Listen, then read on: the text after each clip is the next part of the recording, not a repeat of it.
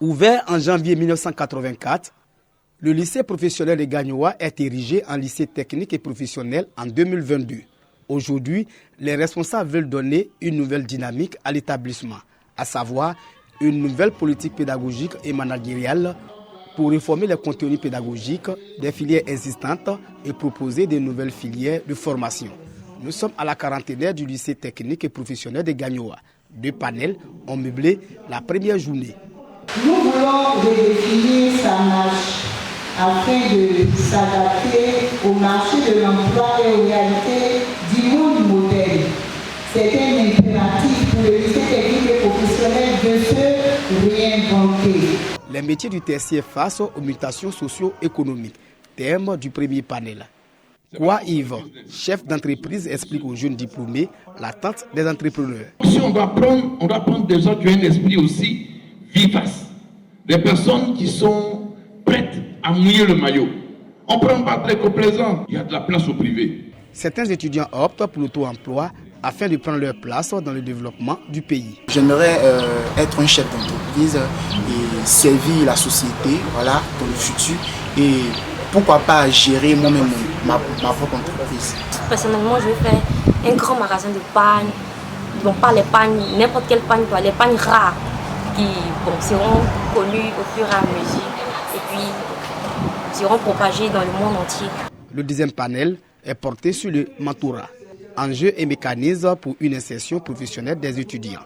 Le proviseur du lycée technique et professionnel de Gagnoa exprime quelques doléances, notamment le ravalement des façades et des salles de classe, la réhabilitation de l'internat ainsi que l'ouverture d'une nouvelle salle informatique de 100 ordinateurs.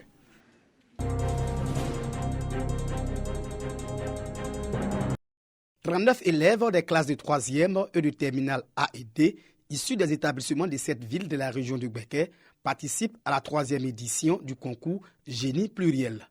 Initié par le réseau des enseignants-chercheurs de Gbeke, ce concours d'excellence vise à mettre les candidats en situation réelle de composition et à mieux les préparer pour les examens de fin d'année. Ils savent être courageux et déterminés dans le travail. Je leur ai tout simplement dit de continuer ainsi, de considérer ce qu'ils est en train de faire comme l'examen du PPC et du bac de fin d'année.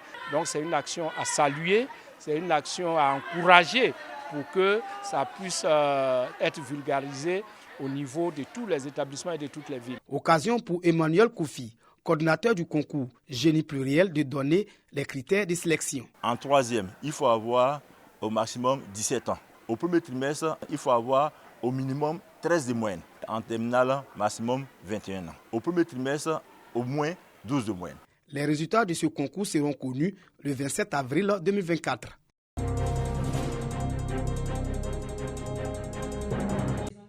Salle de réunion de la préfecture de Sakassou dans la région de Gbeke. Les autorités administratives et les leaders communautaires sont instruits sur la deuxième phase du projet communauté d'épargne et de crédit interne CECI avant son implémentation dans le diocèse de Bouaké. Un projet d'éducation à l'épargne porté par Caritas Côte d'Ivoire avec l'appui de l'ONG Catholique Relief Service CRS et soutenu par le ministère de la Cohésion nationale, de la solidarité et de la lutte contre la pauvreté. Ce programme est une forme de tontine améliorée qui consiste en la mise en place d'un système de microcrédit communautaire pour le développement d'activités génératrices de revenus. Le projet a 2 axes principaux.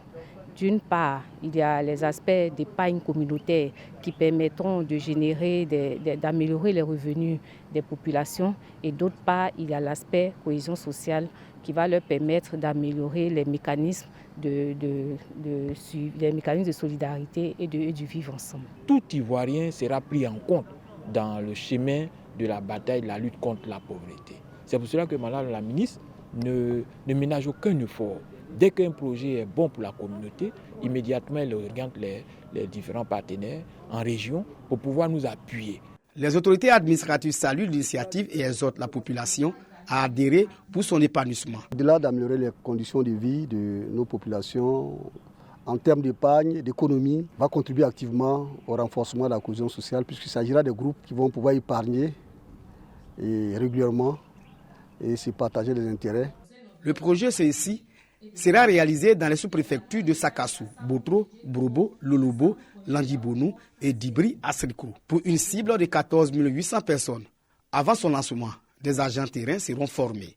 La phase 1 de ce projet a permis à 10 362 bénéficiaires de mobiliser plus de 456 millions de francs CFA.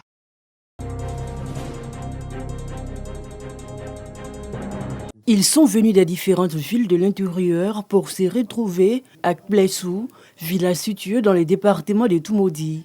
Ces fidèles y ont effectué le déplacement pour apprendre davantage sur l'histoire du prophète Mohammed et son comportement envers ses semblables. À l'initiative de cette rencontre islamique, le mouvement islamique des convertis pour la fraternité et l'amour du Côte d'Ivoire, MIFACOSI. Cette cérémonie-là, à Kouresou, qui est un petit village, voilà, pour que ça puisse premièrement toucher le village. C'est la première grande manifestation islamique dans le village. Donc ça va porter ses fruits. Déjà certains ont commencé à se convertir lorsqu'on est venu faire la mosquée et beaucoup veulent encore le faire. Actuellement il y a beaucoup qui sont là, ils vont manger avec nous, fraterniser avec nous, découvrir le fondement de l'islam et surtout connaître la personnalité du prophète Mohammed sallallahu alayhi wa sallam. Les conférenciers qui se sont succédés sur cette tribune religieuse ont invité les fidèles musulmans à être des endurants dans la pratique de la foi, mais surtout à s'approprier les vraies valeurs de l'islam, l'union, la solidarité, la fraternité et le vivre ensemble. Le prophète sallallahu alayhi wa sallam est vraiment, nous ne l'avons pas connu, mais il a été la meilleure des choses qui nous est arrivée sur terre. Voilà, parce que c'est lui qui nous permet aujourd'hui de savoir où nous orienter et puis comment faire le bien et comment éviter le mal.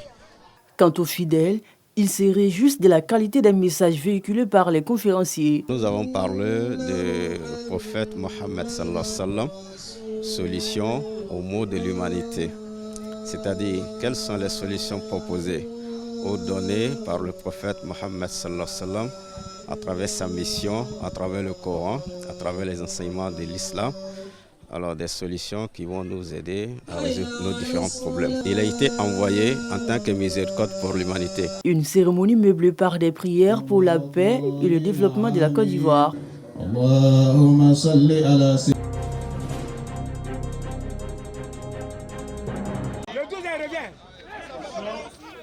Les équipes issues de la direction générale et des différentes zones de compétences de l'OIPR, l'équipe des gendarmes policiers et celle des pompiers gardes pénitentiaires. Elles sont au total 8 à s'affronter aux éliminatoires au complexe sportif de Koblata à Boisflé. Des matchs d'une durée de 10 minutes chacun, âprement disputés avec à la clé de beaux buts.